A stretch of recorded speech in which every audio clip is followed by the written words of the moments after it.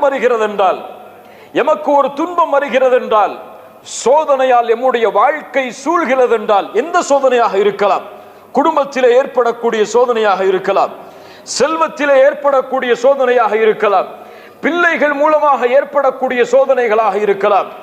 எந்த சோதனையில் நாம் உட்படுத்தப்பட்டாலும் ஒரு முஃமின் தன்னை பார்த்து கேட்டுக்கொள்ள வேண்டிய கேள்வி, என்ன பாவத்தை நீ செய்து கொண்டிருக்கிறாய், எந்த பாவத்தில் நீ நடந்து கொண்டிருக்கிறாய், ஏன் நீ சோதிக்கப்படுகிறாய், அல்லாஹ் உன்னை சோதிக்கிறானா அல்லது தண்டனைக்காக அல்லாஹ் இந்த சோதனையை உன் மீது இறக்கி இருக்கிறானா?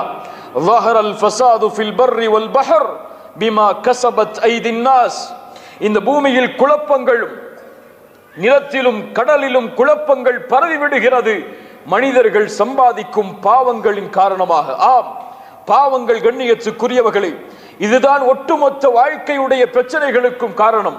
அல்லாஹ்வுடைய கட்டளைக்கும் ரசூலுடைய கட்டளைக்கும் மாறு செய்வதுதான் இந்த பூமியில் ஏற்படக்கூடிய அத்துணை ஃபித்னாக்களுக்கும் குழப்பங்களுக்கும் காரணம். இந்த பூமியில் அல்லாஹ் ரப்புல் ஆலமீன் நம்முடைய வாழ்வாதாரத்தை குறைக்கிறான் என்றால், எமக்கு கொடுத்த அருட்கொடையை அல்லாஹ் நீக்குகிறான் என்றால், முதல் காரணம் நாம் வாழ்க்கையில் அந்த அருட்கொடைக்கு மாற்றமாக நடந்த செயல்கள் தான்.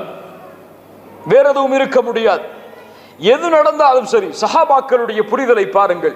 அப்துல்லா இப்னு மஸ்ஊத் ரலியல்லாஹு அன்ஹு அவர்கள் சொன்னார்கள், இன்னி லா அஹ்ஸபுர் ரஜுல், நான் நினைக்கிறேன் ஒரு மனிதன் தான் கற்கின்ற கல்வியை மறக்கிறான் என்றால், இல்முத்தீன், தீனுடைய கல்வியை ஒருவன் கற்கிறான், குர்ஆனை கற்கிறான், குர்ஆனை கற்கின்றவன் குர்ஆனை மறக்கிறான் என்றால், மார்க்க கல்வியை கற்பவன் மார்க்க கல்வியை மறக்கிறான் என்றால், அதனுடைய முதல் காரணம் பில் ஹதீஅத்தி யஅமலுஹா, அவன் செய்யக்கூடிய பாவங்கள் தான் என்று.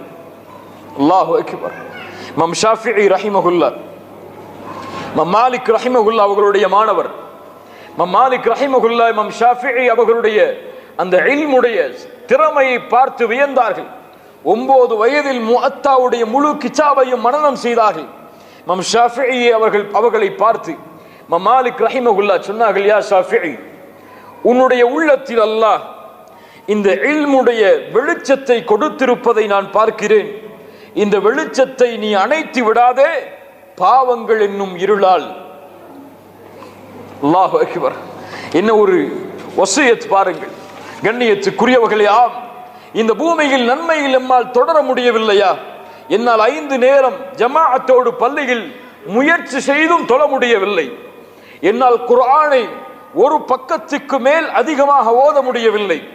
என்னால் அல்லாஹ்வுடைய நினைவில் ஒரு 5 நிமிடம் உட்கார்ந்து திக்ர் செய்ய முடியவில்லை. என்னால் இரவு வணக்கத்தில் ஈடுபட முடியவில்லை. என்னால் குர்ஆனை ஓதும் போது அழ முடியவில்லை. என்னால் பிரார்த்தனையில் கவனத்தோடு அல்லாஹ்விடத்திலே கேட்க முடியவில்லை. என்னால் ஹலாலான வழியில் சம்பாதிக்க முடியவில்லை. இப்படி அல்லாஹ்வுடைய மார்க்கத்திலே நீங்கள் முழுமையாக ஈடுபடுவதற்கு ஏதாவது தடை என்று நினைத்தால் அது என்ன தெரியுமா? அலி இப்னு அபி தாலிப் ரலியல்லாஹு அன்ஹு அவர்களிடத்திலே ஒரு மாணவர் கேட்டார், யா அலி, ஹுர்ரிம்து மினஸ் ஸலாத்தி பில்லைல், இரவுடைய வணக்கத்திலிருந்து நான் விலக்கப்படுகிறேன். என்னால் கியாமுல் லைலை தொழ முடியவில்லை. ஆனால் அதனுடைய காரணம் எனக்கு தெரியாது. ஏன் என்னால் எழுந்து கியாமுல் லைலை தொழ முடியவில்லை? அலி இப்னு அபி தாலிப் ரலியல்லாஹு அன்ஹு ஒரே பதிலை சொன்னார்கள், உன்னால் இரவு வணக்கத்திலே முழுமையாக ஈடுபட முடியவில்லை என்றால் நீ பாவங்களால் பிணைக்கப்பட்ட மனிதனாக இருக்கிறாய். உன் பாவம் உன்னை அதிலிருந்து தடுக்கிறது. உன் பாவம் அல்லாஹ்விடத்திலே நெருங்குவதிலிருந்து உன்னை தடுக்கிறது.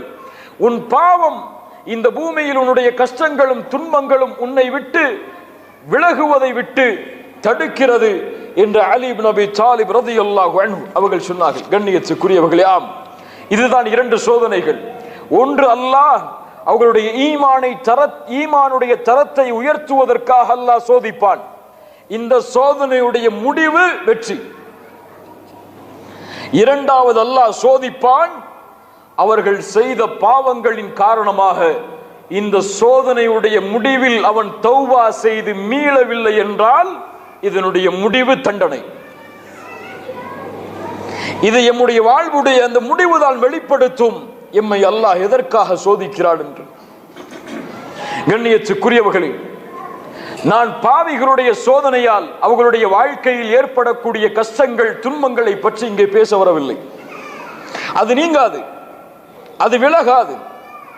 அவன் தௌபா செய்து அல்லாஹ்விடத்திலே திரும்பாதவரை ஒரு பாவியால் இந்த பூமியில் நிம்மதியோடு மகிழ்ச்சியோடு வாழவே முடியாது.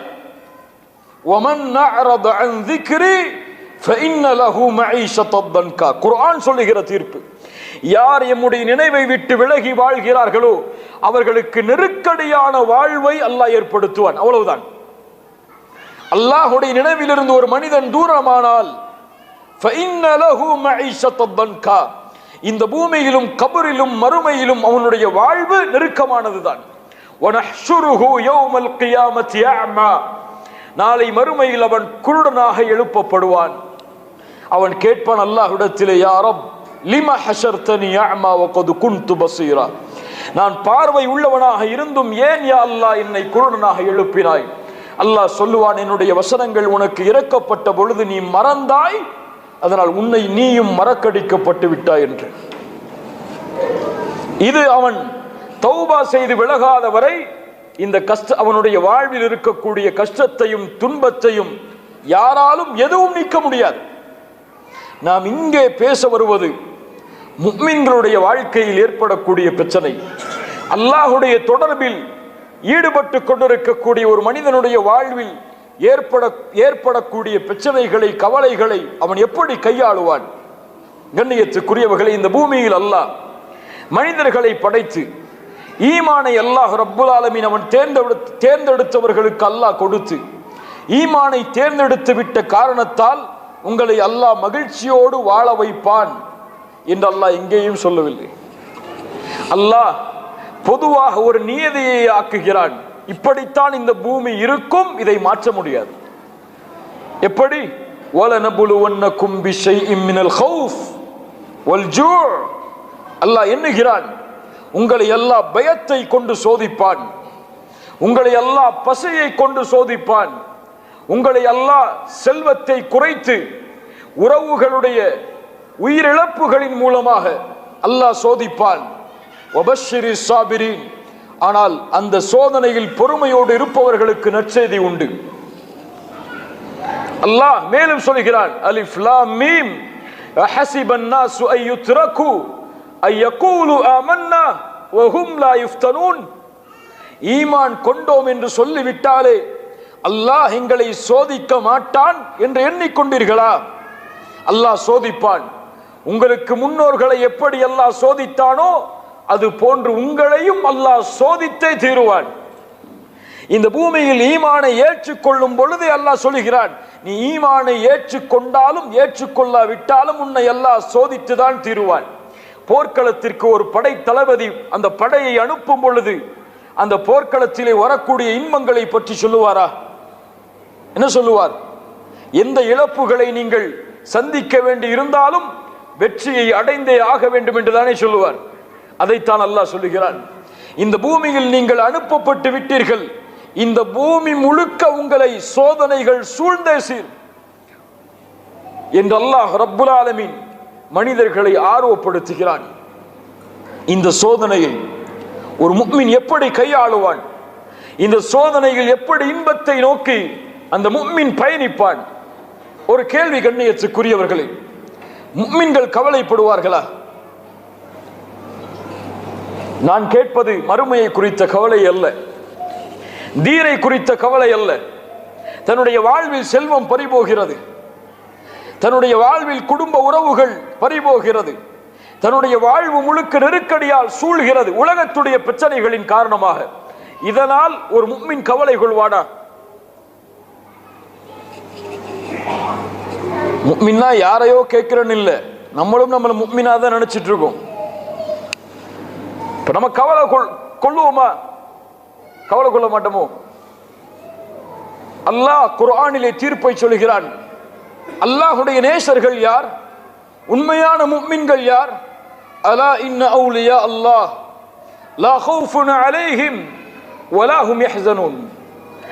அல்லாஹ்வுடைய இறை நேசர்கள், அல்லாஹ்வுடைய இறை நேசர்கள் லா கௌஃபுன் அலைஹிம், அவர்களுக்கு எந்த பயமும் இல்லை. வலாஹும் யஹ்ஸனூன், அவர்கள் ஒருபோதும் கவலை அடையவும் மாட்டார்கள். என்ன இந்த வசனம் சொல்கிறது? ஒரு முஃமின் இந்த உலகத்துடைய காரியங்களுக்காக கவலைப்பட மாட்டார். அப்படி கவலை இருந்தால் இந்த உலகத்தில் ஏற்படக்கூடிய பிரச்சனைகளின் காரணமாக எம்முடைய ஈமானில் குறை இருக்கிறதே தவிர எம்முடைய வாழ்வில் அல்லாஹ்வுடைய சோதனை இல்லை. மேலே எம்முடைய ஈமானில் குறை இருக்கிறது. நாம் அல்லாஹ்வுடைய நேசர்களாக இன்னும் ஆகவில்லை, அதனால் கவலைப்படுகிறோம். அதனால் பிரச்சனைகள் எமக்கு பாரமாக தெரிகிறது. எம்மை அழிக்கக்கூடிய காரியமாக அந்த பிரச்சனைகளை பார்க்கிறோம். இப்னு கையிம் ரஹிமஹுல்லாஹ் அவர்கள் அழகாக சொல்லுவார்கள் கவலையை பற்றி. அல்லாஹ் குர்ஆனில் கவலை என்ற ஒரு விஷயத்தை அல்லாஹ் பயன்படுத்தவே இல்லை. இரண்டிற்காக அல்லாஹ் பயன்படுத்துகிறான். ஒன்று, நீங்கள் கவலை அடையாதீர்கள் என்று அல்லாஹ் சொல்கிறான். வலா தஹினு வலா தஹ்ஸனு, நீங்கள் கவலைப்படாதீர்கள் என்று அல்லாஹ் தடுக்கிறான். இன்னொன்று, அவர்கள் கவலைப்பட மாட்டார்கள் என்று அல்லாஹ் சொல்கிறான். வலா ஹௌஃபுன் அலைஹிம் ஃபலா ஹௌஃபுன் அலைஹிம் வலா ஹும் யஹ்ஸனூன், அவர்கள்